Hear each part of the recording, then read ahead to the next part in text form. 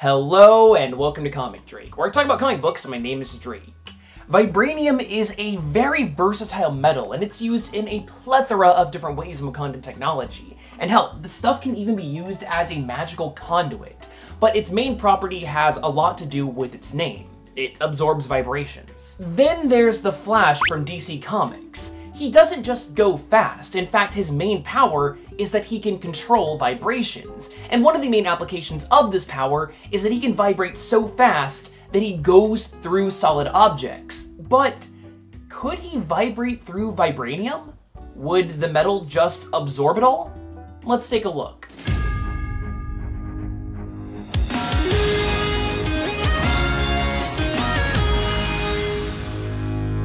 Alright, so in order to get to the bottom of this, we'll need to clarify what the properties of vibranium actually are. On a technical level, this metal absorbs any vibratory energy, including, but not limited to, kinetic energy and sound waves.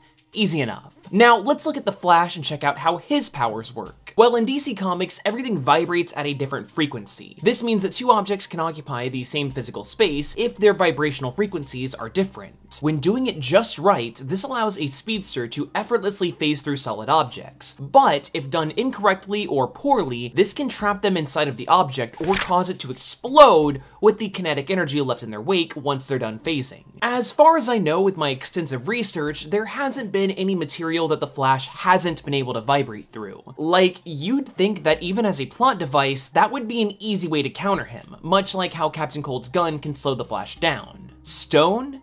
Easy. Green Lantern constructs made out of solidified light and willpower? No problem. The hyper-adaptive Kryptonian crystals that make up the Fortress of Solitude?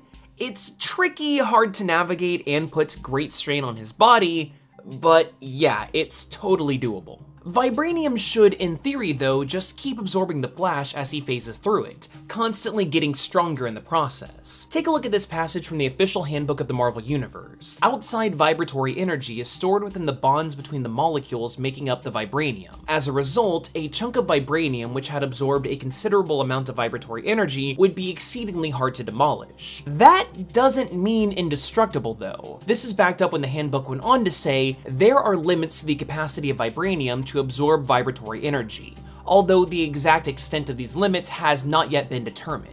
We've seen this metal get absolutely obliterated, like the time that the Roxxon Oil Company blew up an entire island with a vibranium core. So that for sure gives us in-universe proof that there is a limit.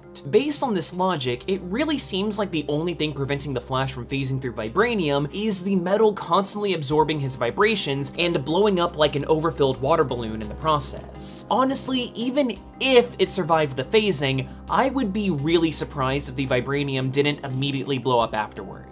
Now, it's worth noting that we've been exclusively focusing on Wakandan vibranium in this video, the most common form out there. In fact, there are 5 different types of vibranium on Earth, the only other one that we know about being the Antarctic variety, aka antimetal. This variation is the complete opposite of its Wakandan counterpart, giving off vibrations so powerful that it weakens the molecular bonds of normal metal around it, making them sort of melt.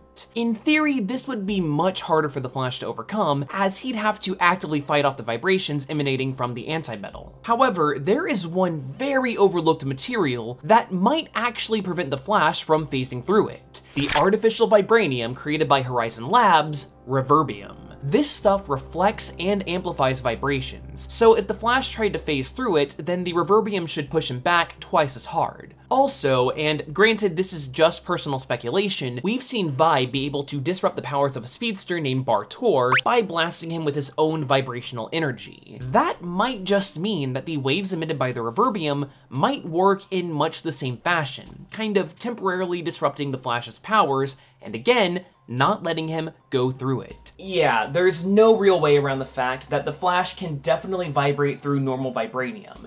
Antimetal might give him some trouble, and Reverbium might actually do the job, but would it though? The Flash can basically do whatever he wants because Speed Force. The Speed Force is a super broken thing in DC Comics, and honestly, I kind of love it, and it's one of the things I love the most about the Flash mythos. The Flash can do whatever he wants so long as he runs fast enough. That's his thing, and whatever. It's basically just a plot device for the writers to do whatever they want. And you know what? The Speed Force might be so broken that maybe, just maybe, the Flash could actually outrun the Infinity Gauntlet. But I'll have to leave that for the next video. But if you like this video, then why not consider subscribing, or even watching another one? In fact, if you want to know more about Vibranium, then I actually did an in-depth video about its history and its properties. Maybe you can learn a bit more about how it's a magical conduit, like I mentioned at the top of the video. Anyway, I hope you learned at least a little something new, and maybe I'll see you next time.